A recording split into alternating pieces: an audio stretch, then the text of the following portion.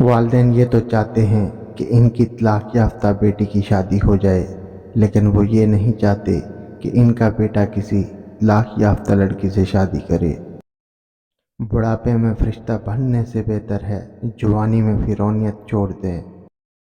مشکل وقت ایک ایسا وقت ہوتا ہے جو آپ کی زندگی کو منافق، لالچی اور مکار لوگوں سے پاک کر دیتا ہے۔ تم ہر شخص کو خوش نہیں کر سکتے، بھلے تم اپنا سکون کسی کے لیے کتنا ہی برباد کیوں نہ کر لو، پھر بھی وہ شخص تمہاری نیت یا تمہاری مخلصی میں کوئی نہ کوئی نقص نکال ہی لے گا۔ خود بخود تو صرف جھاڑیاں ہی اگتی ہیں، باغوں کا شوق ہو تو باغ محنت سے اگانے پڑتے ہیں۔ دنیا پیسے والوں کی چمچہ گیری کرتی ہے، ورنہ رشتہ دار تو بھکاریوں کے بھی ہوتے ہیں۔ عقاب ایک دن میں 75 میل تک پرواز کرتا ہے اور شیر ایک دن میں 16 سے 20 گھنٹے آرام کرنے میں گزارتا ہے۔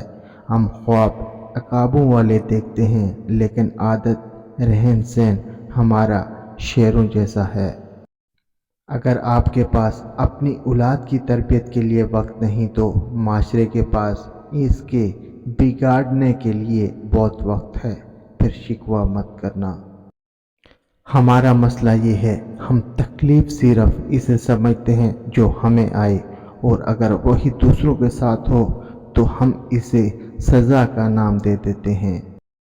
حقیقی تعلق وہ ہوتا ہے جو وقت، ضرورت، حالات اور مزاج کے بدلنے کے باوجود بھی قائم رہے۔ دینا شروع کر دیں، آنا خود ہی شروع ہو جائے گا، عزت بھی اور رزق بھی۔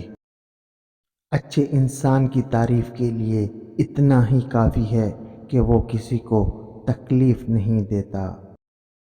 دولت اور عہدے انسان کو عارضی طور پر بڑا کرتے ہیں، لیکن انسانیت اور اچھا اخلاق انسان کو بہت بلند درجے پر رکھتا ہے۔ 3 مہمان بغیر اطلاع کے آتے ہیں: رزق، نصیب اور موت۔ یا اللہ ہمیں حلال رزق، اچھا نصیب اور شہادت والی موت نصیب فرما۔ جتنا ملے قبول کر لینا چاہیے، ہو سکتا ہے یہ بھی ہماری اوقات سے زیادہ ہو۔ ہم اتنا زور اپنے آپ کو درست کرنے میں نہیں لگاتے جتنا دوسروں کو غلط ثابت کرنے میں لگا دیتے ہیں۔ ہمیں بے روزگاری، تنگ دستی، محتاجی، رزق کی کمی، رسوائی، قرض، مرض، اولاد کے دکھ، ناگہانی موت، بری نظر اور حرام کی کمائی سے محفوظ رکھنا۔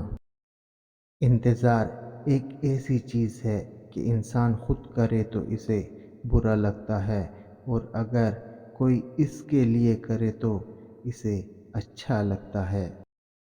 زندگی بدلنے کے لیے لڑنا پڑتا ہے اور آسان کرنے کے لیے سمجھنا پڑتا ہے۔ وقت آپ کا ہے، چاہو تو سونا بنا لو اور چاہو تو سونے میں گزار دو۔